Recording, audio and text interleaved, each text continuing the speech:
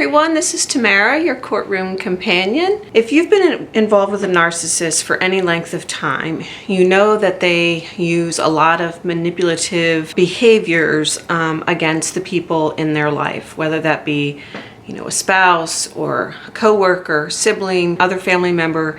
They dish out a lot of manipulative behavior. But in today's video, I'm going to share with you how you can use one of those behaviors to your own advantage. So I call it the defense against the narcissist. So stay tuned because I'm going to share with you how you use one of those tactics to your own advantage.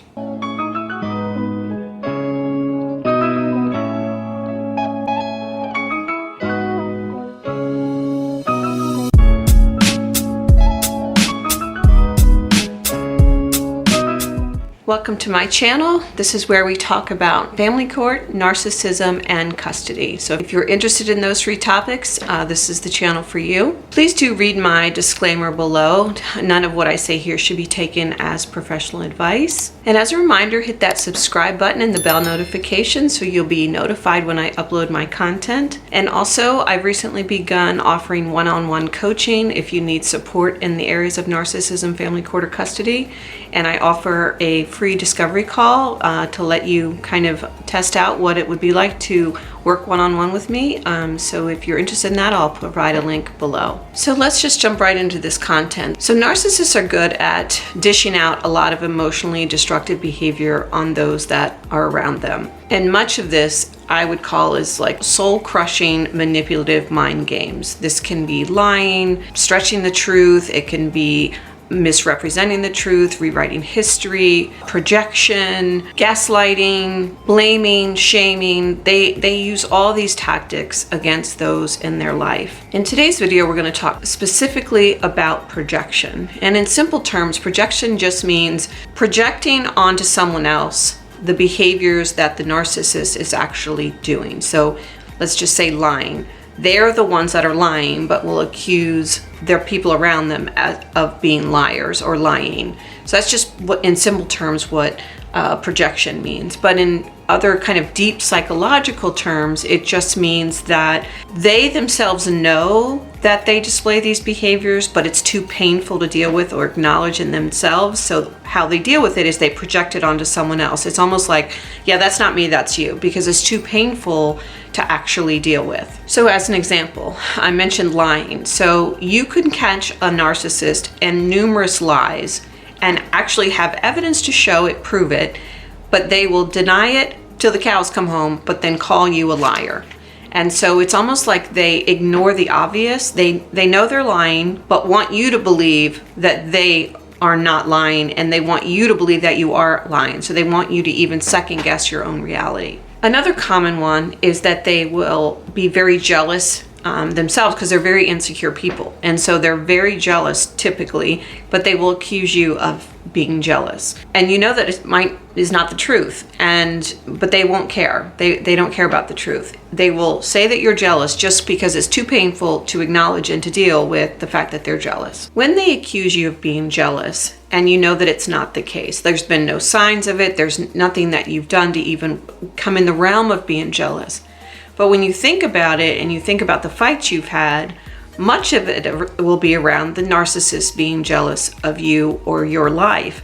But they want you to believe that you're the one that's jealous. And again, it's the whole purpose is it's too painful to deal with, so they project it onto someone else. This can be all very maddening. But when you start to really learn how to use projection to your own advantage, it can actually be quite freeing. I'm going to show you how you can use this to your own advantage, especially if you cannot go no contact. I mean, obviously the best thing would be to do is to run the other direction. But if you're co-parenting with a narcissist, or you're working with a narcissist and you might not be able to find a job very quickly, you might not be able to go no contact. So the best way to kind of manage that situation is to use their own psychological projection to your own advantage. Remember that this is a very deep psychological problem in the narcissists themselves. They cannot even think that there's something wrong with them, right? Because they're very insecure people. So deep down, they know they're lying, but they can't really accept that about themselves. because then they wouldn't be able to project this image that they have of being perfect and flawless.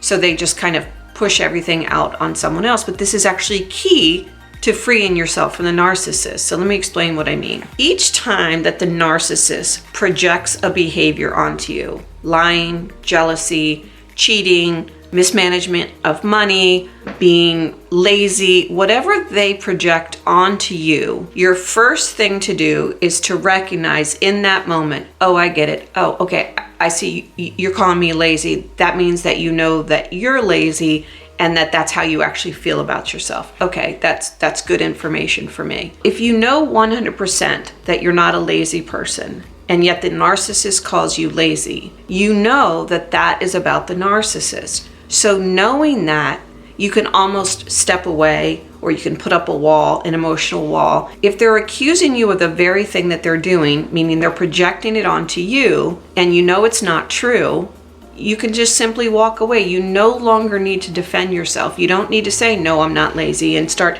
in the past when I was with a narcissist and he would project onto me his own behaviors and I didn't know that that's what was going on, I would find myself constantly defending or trying to show him how, whatever it is that he was accusing me of, I would try to prove that, to show him that he was not correct. But it didn't matter because he knew it wasn't correct. So I could have spun myself into continuous circles, which I did, trying to right the record. And so knowing that it's about the narcissist and not about you, it frees you from having to even be in that place with the narcissist. You don't even have to take the bait, because if he calls you lazy or calls you jealous or calls you a liar and you know it's not true, 100% of the time you can just back up and go, oh, okay, I see you're giving me a window into how you feel about yourself. I really feel sorry for you that you think you're a liar, or you think that you're lazy, or you think that you're good for nothing, or whatever. That's a really sad state to feel like. And obviously you're not saying these things out loud, you're saying them to yourself, and you can just emotionally let go of trying to interact with the narcissist. You no longer have to take the bait. And I can honestly say that this is one of the things that sped up my recovery so quickly. I was able to realize that I no longer had to second guess myself. And over time, the narcissist will get you to second guess yourself because they beat you down emotionally so much that you find yourself, in this place of constantly going, wait, is that true? Or is that, and so you no longer have to do that. Now, knowing this secret, you might be tempted to kind of show it to the narcissist or tell it to the narcissist. Like, let's say he calls you lazy and you know that it's not true. You don't want to tell the narcissist, oh, I see, that's actually how you feel about yourself. I know how narcissists work, right? You don't want to say that because you don't want to show your cards. And actually, if you don't show your cards, it's actually better for you, because you can watch the narcissist spin himself out of control or herself out of control, trying to figure out why you're no longer taking the bait. And this is key, because once you know information about the narcissist is so unaware of what's going on, although their behaviors and their tactics are predictable all the time.